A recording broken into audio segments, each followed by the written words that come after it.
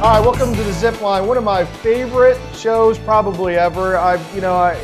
When you see technology, faith, in a bar come into the same show, then we know we're going to have some fun on the show today. Daron Earlewine is a pastor for Pub Theology, really out of the box kind of value that you're providing to people to help connect with their faith.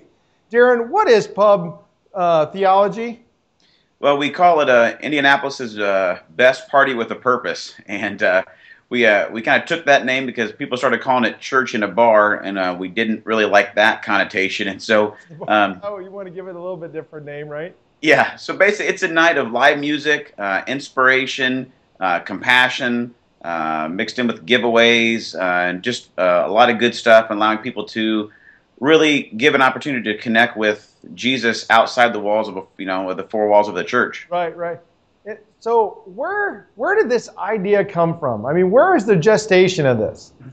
Yeah, it was about 20 years in gestation, I guess. Yeah. Growing up as a kid in church, I was a drummer. All I wanted to do was be in a rock band, and if I could probably transport myself, I would have grown up in the '80s somewhere in L.A. But things didn't work out that way. So right. I always wanted to be in, I was in bands, always wanted to play in bars and stuff, and that didn't really work with church stuff. And I went through college, did that a little bit, and then became a pastor, and really still had a heart to reach people that would probably never come to church. And went to Bosnia on a missions trip, actually, about 7 years ago.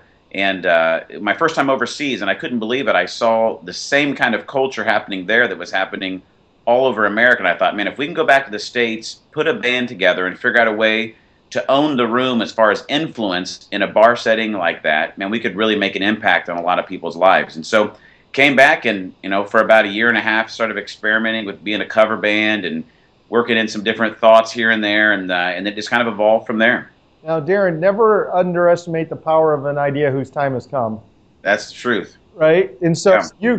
You started this as an idea, and it really took off. Talk to me about the success and a little bit about, since you're riding that edge of what is acceptable, right?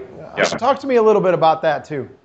Yeah, as far as success for us, I mean, it took about a year to get going, and then from there, now we did that. We basically did it once a month, and now we've expanded to where there's a Pub Theology every week somewhere around the city of Indianapolis, and we've got 4 bars on that we're at now. We've got a waiting list of about 4 or 5 bars that invited us. We've talked to people from Bloomington, from Nashville, Tennessee, Orlando, Florida, Virginia, Cincinnati, Ohio. There's been in other cities that say, hey, how can you help us figure this out in our own city? So it's exploded here in Indy. It's continuing to grow, and it's, even like I said, to other cities, there's interest. And I think a lot of it, Tony, as far as riding the edge of it is, I think for you guys in a lot of the business, folks that will be listening to the Zipline is, I think the thing with Pub Theology is it is a blue ocean idea. Right. And I think there's so many, churches or ministries that are all fighting for the same space in the ocean. There's blood in the water. They're all trying to do the same thing. It's a church building with a good children's program or whatever. And I think the thing with Pub is it's a blue ocean idea. I mean, no one else is doing it, and so the impact of it has been able to grow. But it is something that's on the edge, and we've fought with traditional views. But one of the things that we've seen is when we're able to tell stories of people's lives that have been changed, that would have never been impacted by a local church, a lot of people's their opinion changes about it. You're meeting people where they're at, and you're helping them find their faith from there.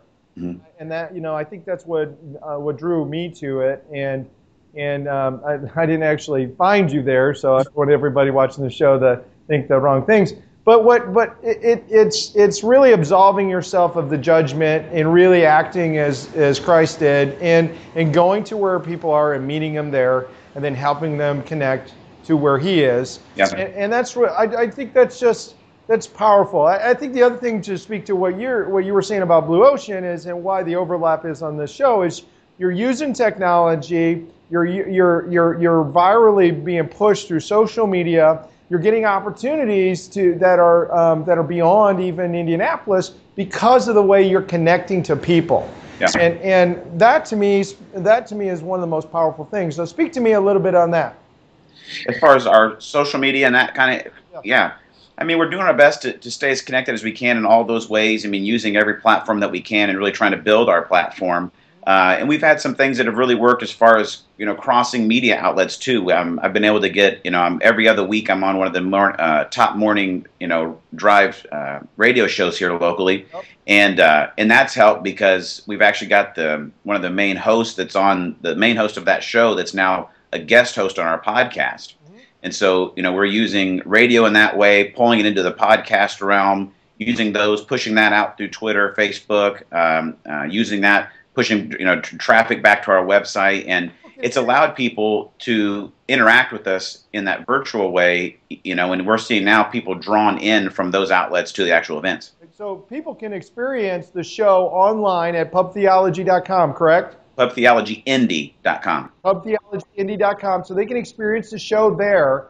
Yeah. What I think is powerful too is they can sample it. It's a very easy way to come to your faith or experience it on a small level. What's the one thing you would like to tell our viewers out there? What's the one thing you would like to leave them with? I think maybe on the business side of things and professionally would be that there's higher reward and risk. Mm-hmm. And, you can crash and burn, but nothing great happens if you just stay, in the red ocean, you just stay inside the box. And I would say on the faith side of things is what we're about, is that, Jesus is way more ready than you realize to meet you right where you are. And he's a risk taker as well, which is an exciting thing. Daron Earlewine, you've been Zip. All right.